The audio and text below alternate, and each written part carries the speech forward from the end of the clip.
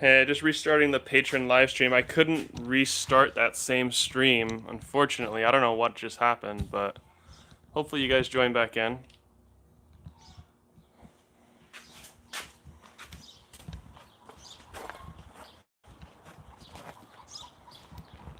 Hey, what's going on, guys? Tater and Luke, are you back in here? I was doing my Patron only live stream and the stream crashed on me, so I just had to restart a new stream. And I didn't have a way of sending you guys the link. Yeah, sorry about that, man. It just totally died on me. I don't know what happened. It froze. So glad you found the. I had to redo another stream. So yeah, hey Luke, are you back in here? What area of the country do you live, Tater? What kind of what zone are you in? Oh, sweet. So normally this is the first Saturday of the month at 10 a.m. I do live streams for my patrons only through Patreon, and my stream crashed, so I just put it back up public, so I could do it. So I'll just be streaming for like 20 minutes, talking to everybody, answering questions and stuff. What's up, Beach family? If Luke gets back in here, I wanted to talk about Korean natural farming. Hey, No-Till, what's up? Montreal, oh, 5A, wow. So yeah, so you have a pretty short season. Nice, I'm glad you liked that video. I'll go show you guys the hot compost. And if Luke comes back in, we'll talk Korean natural farming. Cool, thanks, Brian. I'm gonna be restarting that Soldierfly bin soon, and making another video all about it. I want to make some more content about it because I just really see it as a viable way to feed animals really well. So here's the compost pile from the live stream. Maybe you guys can see that. It's like at 144. So really good. It's like 36 hours later. So yeah, we built the pile pretty good.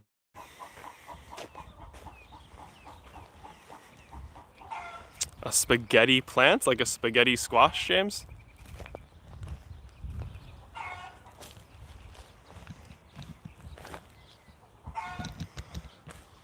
Oh wow, thunderstorm. Yeah, it rains so much more in the south. We don't get any rain. Yeah, the noodles, the spaghetti squash. I don't grow that just because it takes up so much room, and I only have 5,000 square feet of grow space to work with. So I need to grow the most profitable crops that I can. So no, I don't do any spaghetti squash, but I like spaghetti squash. It's delicious. For squash this year, I'm growing summer squash. So that would be, I'm doing a patty pan, sunburst patty pan, which looks like, it's those guys right there. I'll show you a close-up view. They're starting to develop. And I'll show you my other summer squash, which is a Cocozelli heirloom zucchini. And so here's my zucchinis. And you can see it right there. It has kind of the stripes, but it's very delicious. And it has a little bit smaller profile than the larger, like Romanesco heirloom zucchinis, or just your standard green zucchini squash. I've got green beans coming in. These are provider bush beans. I really love these ones. They produce a lot. I need to harvest these tonight or tomorrow morning. It's finally time. So yeah, I'm just answering questions right now. For anybody who has questions, this is supposed to be a patron only live stream, but the stream crashed on me. What else can I show you guys? Got some microgreens coming in. And yeah, the greenhouse is pretty bare now because I planted it all. It's all out there in the field now. So a lot of the major summer work is done. But if you guys have any questions about anything, about the garden or the farm, or if you want any help on your garden or farm, I can answer questions for you guys. Harvested a little passion fruit earlier. It's got tons of flowers and it's starting to pump out the fruit now. It's pretty cool. Yeah, calcium's pretty important to the soil. And if you don't have a lot of calcium, then Korean natural farming, you can make water-soluble calcium, which is really cool. I've been spraying that out on my plants. Yeah, this greenhouse is totally big enough. This is a 200 square foot. It's 10 by 20 feet. And for my operation, it's definitely big enough. I could probably run 10,000 square feet off of this greenhouse, no problem. Yeah, so came onto YouTube anyways, because yeah, don't want to not fulfill my promises. But yeah, this greenhouse is fantastic. This is a bootstrap farmer greenhouse, 200 square foot. I could do an insane amount of microgreens in here. You know, I could probably do, if you have a bunch of racks, you could easily do 100 trays of microgreens in here. I did over 200 tomatoes. I did like 100 cucumbers, plus all my other propagation trays and soil blocks, herbs, lettuces, all the crops that I do totally fit in here. And I could set this up even more efficiently as well. So yeah, this is a fantastic size, I think.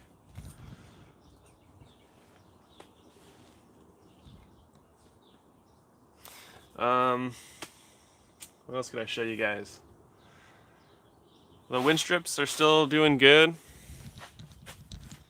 Just planted some recently. I've already got them popping, which is good to see. I think that's more kale coming up. I'm going to try to do a little bit more kale and chard under shade cloth and see if I can get it to grow in the summer.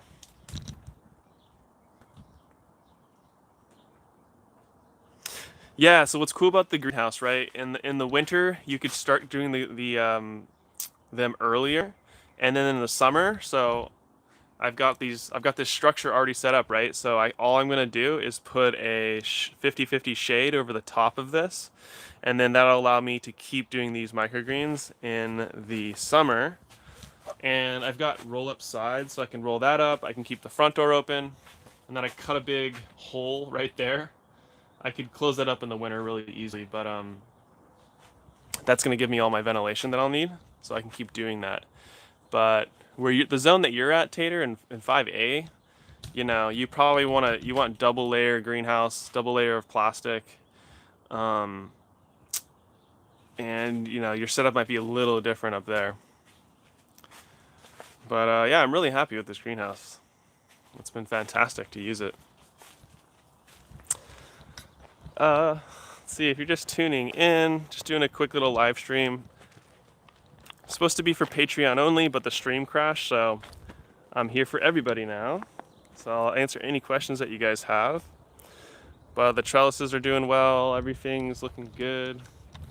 I interplanted all my tomatoes now. You can see all the basil here, and lots of apples are coming in on this apple tree now. I've got a video how I pruned this thing this year, and I'm pretty happy with how it turned out. It looks really good.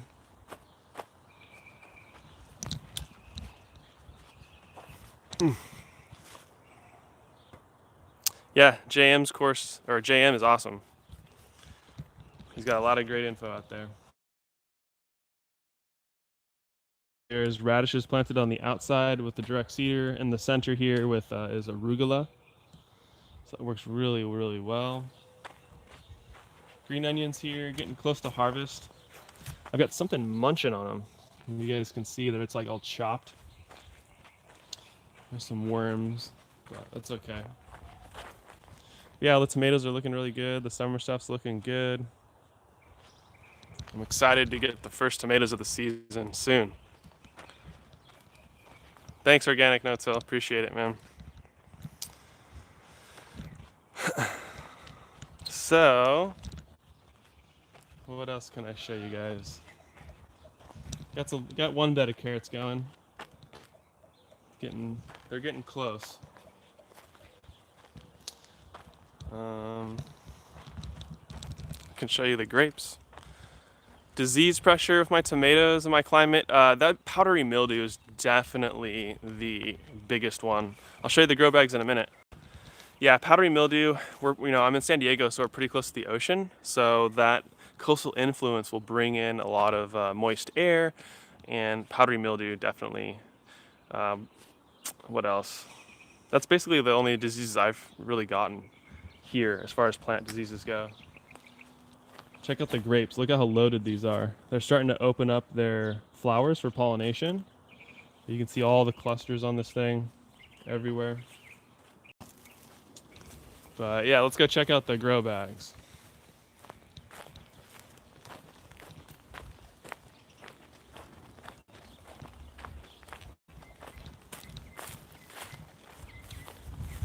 Here they are. Really happy with them.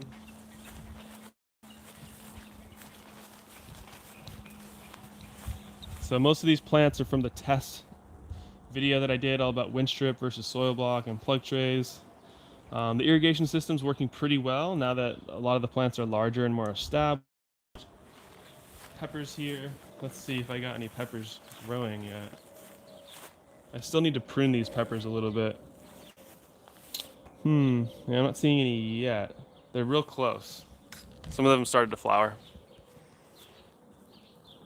The only sprays that I do for pests would be my compost and worm tea or my Korean natural farming sprays that are basically nutrient sprays, or it's like lactobacillus, which is a bunch of beneficial microbes, but I don't spray any type of pesticide or herbicide. I don't use neem oil, I don't use safer soap, nothing.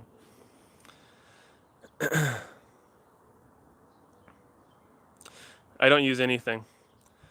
I'm in an urban area, so pest pressure isn't as high. Also, San Diego, our pest pressure is nowhere near as crazy as like people who grow in the south or more humid environments. I blend, so at the end, so once I've made my compost and worm teas, at the end, right before I spray it, so I fill up my whole backpack sprayer and then I throw in my teas at the end at the correct dilution. With my compost and worm teas though, like my IMO2, I can throw that in my compost and worm tea and let that brew in the tea itself. But from what I've learned, you just add your KNF stuff at the end of the brew and then spray it out foliarly.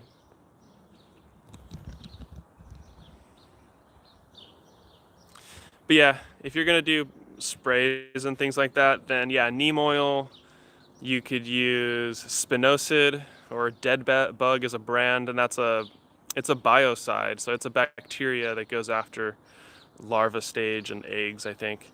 Or there's BT, which I don't recommend using BT, but that's just another biocide. So it's gonna damage beneficials, but supposedly isn't bad for humans. I bet it does affect our gut biology though, so I don't spray any type of anything. Insect netting is another great way to combat pests if you don't want to spray anything. Some mung bean, oh nice. Oh, you're gonna do a cover crop or something? Very cool. Yeah, I haven't tried any of the seed teas to sprout my seeds. I still need to experiment with that. That sounds like a cool option. So, yeah, check out the squash. I think they're doing really good in the grow bags. I've been impressed. So squash peppers have done excellent in the grow bags. I'm impressed by those.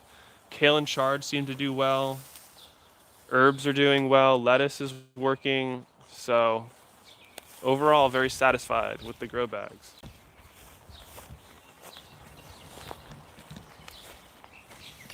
Another thing for pest pressure that I do is have lots of beneficial plants out here that beneficial insects like to live on and use. I let things go to flower. That feeds a lot of beneficial insects that then they go feed on my different pests. So that's kind of how I manage pests in this current location. If I was in a more country area, I might be giving you guys a different answer right now. But yeah, I can see some artichokes coming up. So this is just my fun experiment area in my neighbor's yard.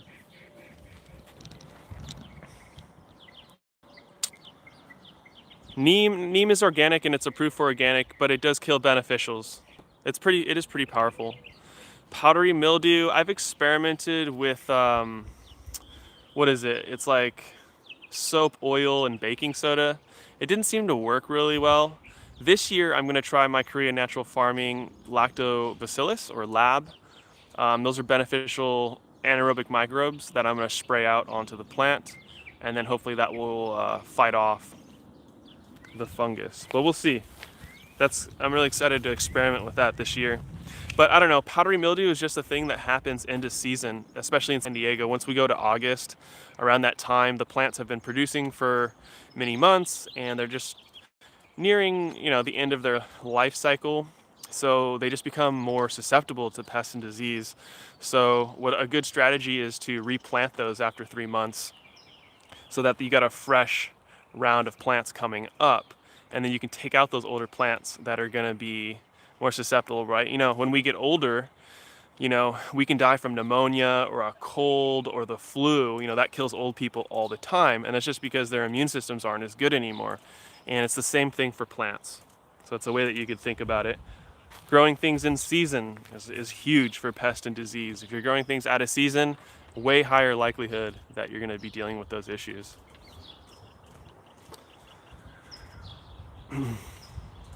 Like neem oil hurts bees.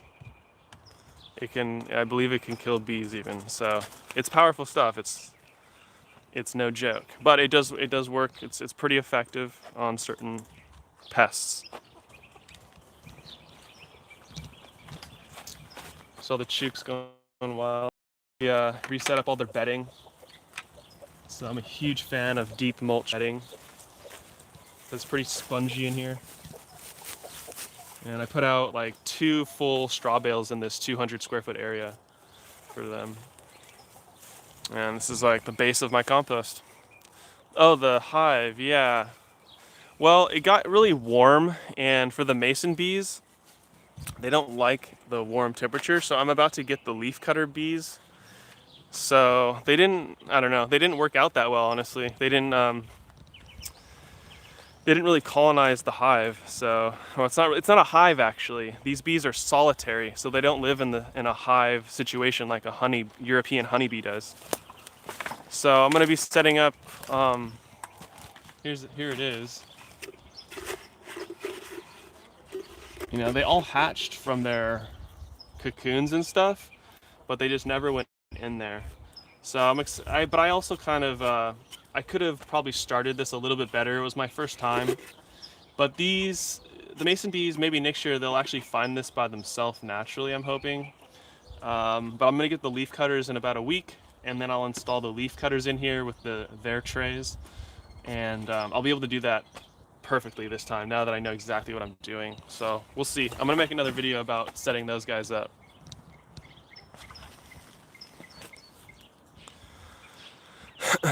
Oh, thanks. Yeah, this is a cool t-shirt.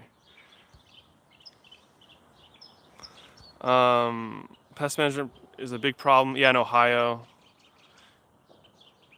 Yeah, the baking soda, like people say it works, but I don't know. I feel like maybe it's more of a preventive measure, more so than once you get the powdery mildew, then it's kind of too late.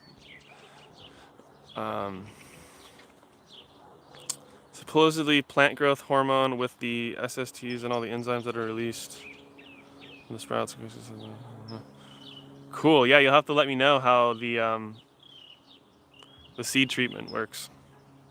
Some big B. No, I've never tried biodynamic. In my opinion, Korean natural farming and some of these other methods are just as good or better than what biodynamic does, like burying the horn and all that stuff. Korean natural farming kind of blows biodynamic out of the water, in my opinion, and its effectiveness and what it's actually doing. So I'm combining like the latest regenerative techniques with now Korean natural farming. That's what I'm doing. So yeah, no-till, compost, foliar feeding of teas and nutrients.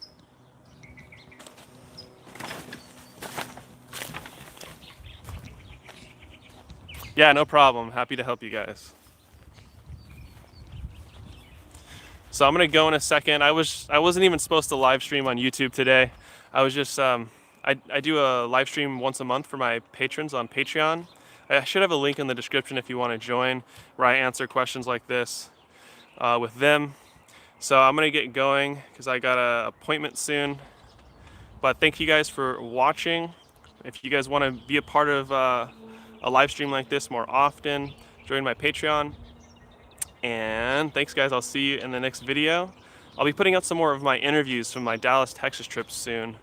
I've been meaning to put those out, so you'll get to meet some other really cool farmers doing really neat things. I went to a couple hydroponic farms, which were pretty interesting to see and learn about. So thanks for watching, and I'll see you guys in the next video. We'll see, maybe I'll do another live stream in the next week or so. Thanks for watching. All right, see you guys later.